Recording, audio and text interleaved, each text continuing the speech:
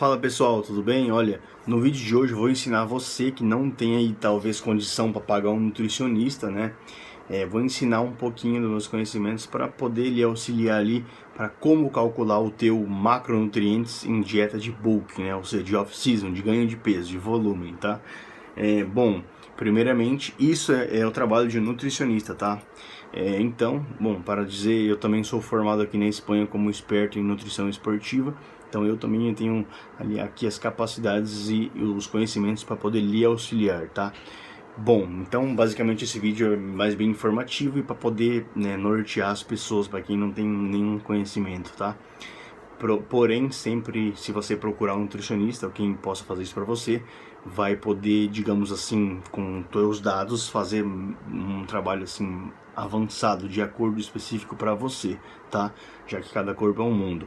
Bom, uma vez dito isso, macronutrientes, né? Carboidratos, proteínas e gorduras, certo? Primeiramente, você deve se preocupar com isso, tá?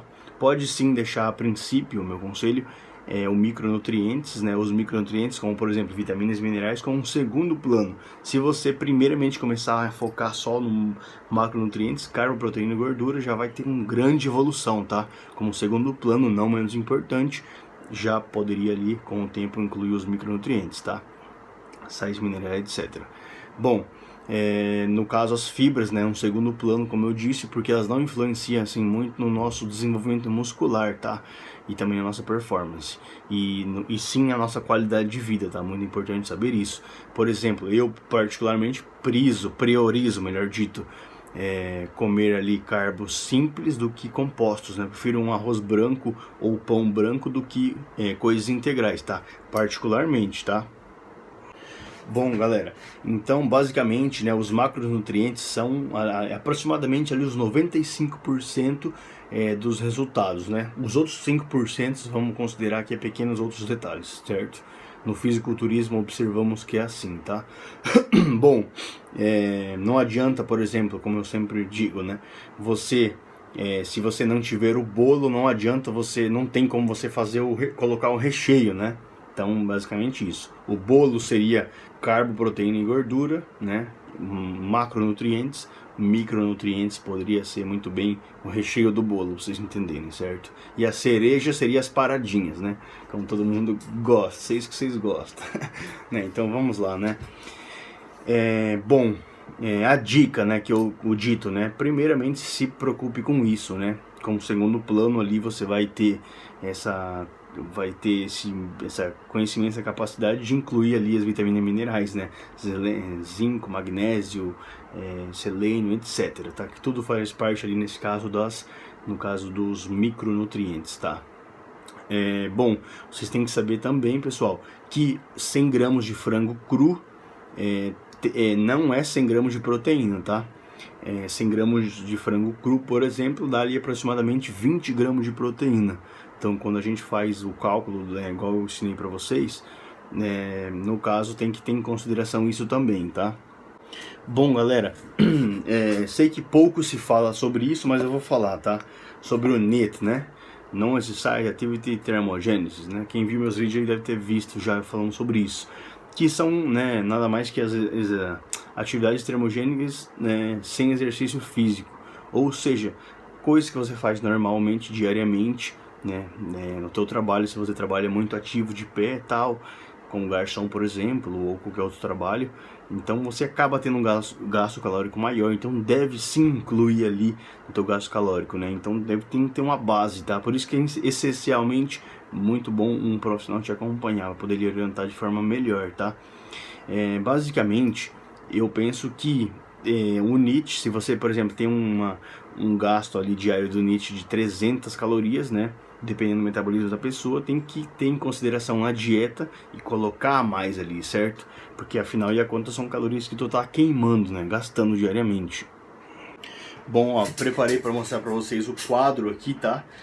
Mas antes vocês terem uma noção, que a teoria e a prática nos diz, a teoria versus a prática, tá? Então vou mostrar para vocês.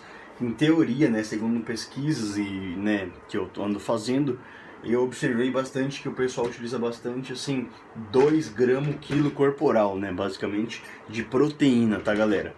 Então, basicamente essa é a conta, né? Vê que é um número assim relativamente não alto, digamos, tá? Como se trata de ganho de peso, né, no bulk, tá?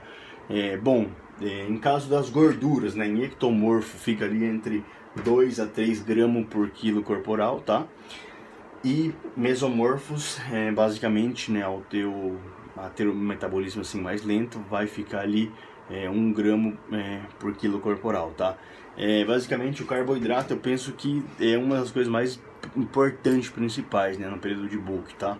Igual eu citei antes, no início, né? Então fica ali entre, por exemplo, 4 gramas quilo corporal, tá? Como base, porém pode ter muitas oscilações, bastante, digamos assim, bastante mudanças, né? Como por exemplo assim, 5, 6 a 7 gramos de carbo por peso corporal para metabolismo assim mais acelerados, né? Por exemplo, eu utilizo mais ou menos essa base aqui, tá? Basicamente, bodybuilder pode chegar a utilizar 10, 11, 12, ou até incluso mais, tá, galera? Gramos de carboidrato por peso corporal. Coloquei aqui para vocês verem, né? Aqui coloquei o caso de 8, 9, 10 gramas de carbo por quilo corporal em casos mais avançados, né? Incluindo ali os bodybuilders, fisiculturistas, né? Que assim, mais pesados, digamos, tá? Tudo está baseado obviamente, também em peso, né? Eu, ao ser um fisiculturista, né? Eu peso 87 quilos, eu tô aproximadamente, né? Tava com 90, baixei. Então, basicamente, eu não vou utilizar ali no meu bulking um 10 coisa que, por exemplo, um culturista profissional utiliza, né? Então, não é da mesma liga, né? Tem que ir pouco a pouco, né? Não adianta você se entupir de comida também e o corpo não responde.